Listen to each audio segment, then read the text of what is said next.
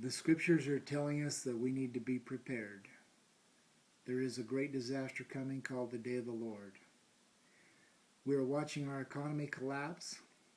We're watching the world change. As the United States government's weakening, we have cities going bankrupt, state governments are out of money, the federal government's out of money.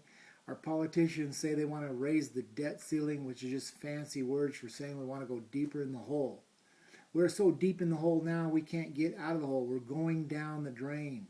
This country's like the Titanic. We've already hit the iceberg. We're sinking and we're beyond repair. The Titanic accident, in fact, I believe was prophetic. 2/3 of those people perished, but 1/3 survived.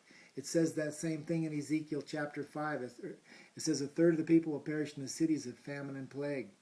Another third will perish in the country by the sword. And 1/3 who survive will flee to the mountains. The mountains are where you want to be if you want to survive. Because what's coming is a nuclear holocaust. Our enemies are going to hit this country like a runaway freight train. Its war is going to break out on this nation. Our enemies are building their war machines now. They have plenty of money to do so, while our Pentagon's laying off thousands because we're out of money. We don't have the financial resources to equip our military.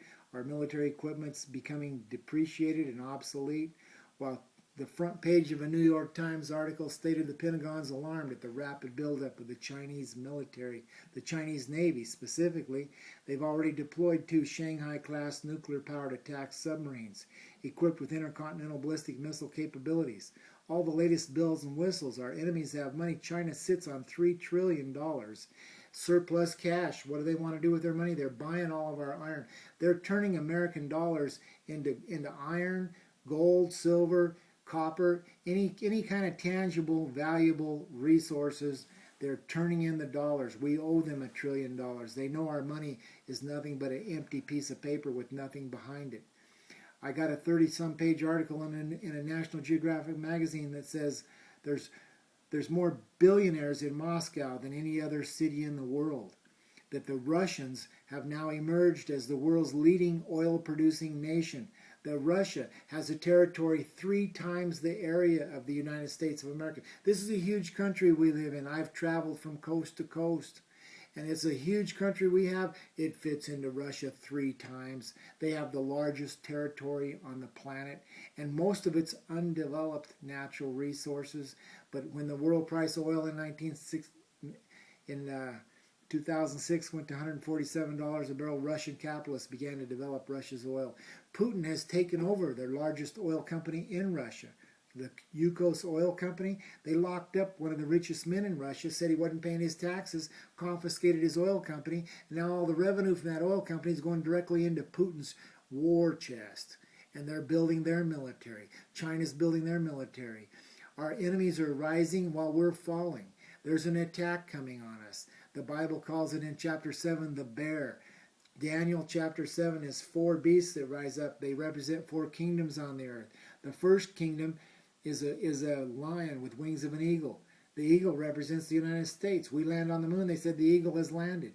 And the lion represents England. And so we are this first beast. The United States and Great Britain together, the British and the Americans, are like one military power. But it says the bear is going to rise up and devour much flesh. So that's coming. It's called the Day of the Lord. It's a military attack. It's described in Joel chapter 2 as the Day of the Lord, a large and mighty army comes. It's described in Ezekiel 38, where it says they're coming from the far north, Gog, Magog, Meshach, a great horde, all brandishing swords and shields. It says Persia's with them. That's Ahmadinejad and Putin. They already have their alliances made. Our enemies are coming. There's a war coming, and it's going to involve a nuclear war, and then the punishment, the curses that are written in Daniel 9:11, where it says they've sinned against me, so these curses will come upon them that are written in the book of Moses. That's Deuteronomy 28. Deuteronomy 28 says this will be the consequences for their disobedience.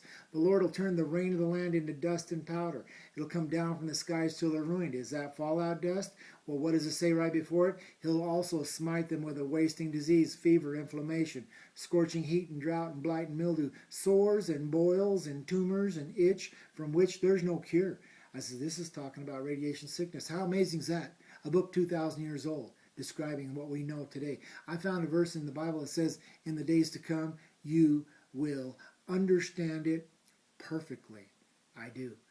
And now, that's why Jeremiah chapter 8, verse 13 says, I'm going to take away the harvest. There'll be no grapes on the vine, no figs on the tree.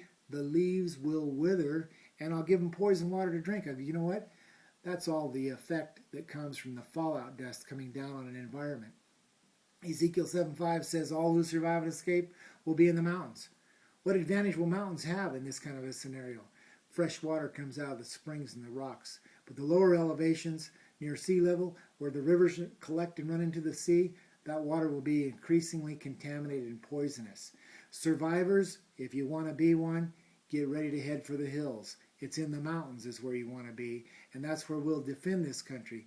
And that's why Ezekiel 38 says they come to the mountains of Israel, but Ezekiel 39 says God's against them.